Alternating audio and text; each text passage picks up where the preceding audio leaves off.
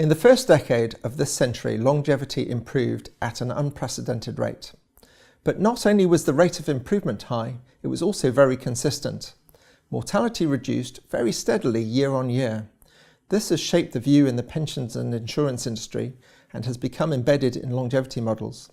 However, mortality experience since 2011 increasingly suggests that there may have been a sea change in the underlying trend, with much lower than expected improvements emerging.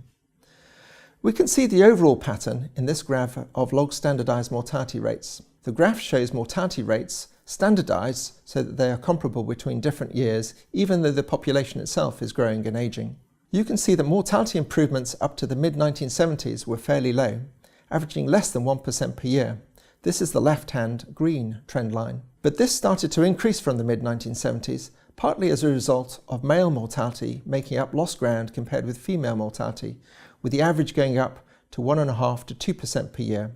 This is the middle blue trend line. Then you can see that the trend really took off in the decade to 2011, over which male mortality improvement averaged over 3% per year.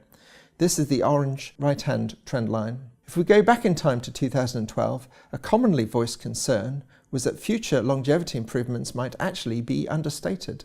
In fact, there was a name for this. It was called extreme trend reversal. The notion was that because improvements themselves have been increasing, improvement rates should, in the short term, be projected to be even higher. However, the exact opposite has happened.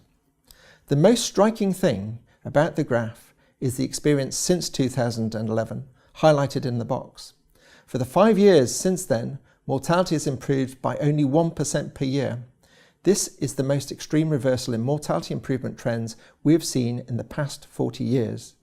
What was initially assumed by many actuaries to be a blip is increasingly looking more like an earlier than expected fall-off in mortality improvements. Of course, this doesn't mean that the situation might not revert. If there's one thing we've learned, it is that mortality improvement in the medium term is unpredictable, depending as it does on a multitude of interacting factors, including medical developments, national wealth, national health and welfare policy, individual behaviour, to say nothing of the data and modelling issues that add to the uncertainty.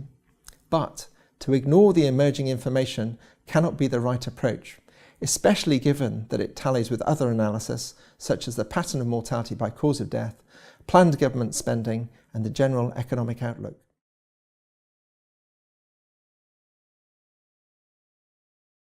The industry is currently trying to digest all of the implications of the emerging information, and inevitably it's taken some time to feed through into insurance and reinsurance pricing. While there remains a strong appetite across the industry to manage pension risk, with a particular focus on tackling the uncertainty relating to life expectancy, there is now a potential price dislocation in the market. If insurers and reinsurers are pricing using out-of-date mortality assumptions, schemes could be in danger of transacting on poor terms. A consensus view on best estimate life expectancy is a critical component of a functioning and competitive risk transfer market. The reason for this is that trustees of pension schemes need to assess whether the insurance fee looks attractive. But of course, if there are widely differing views on the best estimate to start with, then the analysis can look skewed and out of kilter. This is particularly acute for longevity swaps, where the pricing is all about the longevity. But it's also an important consideration for bulk annuities too. This is because the insurers typically hedge some or all of the longevity risk into the reinsurance market, and so the price of the longevity risk plays a part in the overall bulk annuity price. How you react to all of this is likely to depend on what you're trying to achieve. If you're a trustee determining your scheme's funding, then you'll need to think about how prudent your assumptions are overall, and that will be influenced by a variety of factors. If, however, you're contemplating a longevity swap or a bulk annuity transaction, then you need to assess whether the pricing is fair, and so you can't afford to ignore the cumulative departure of actual mortality from expected. The reinsurers that drive pricing in the longevity market typically review their mortality projections annually, and so their pricing bases may lag the most up-to-date information. If schemes are not confident that pricing is up to date and that the deal makes financial sense, they should consider delaying until the market corrects.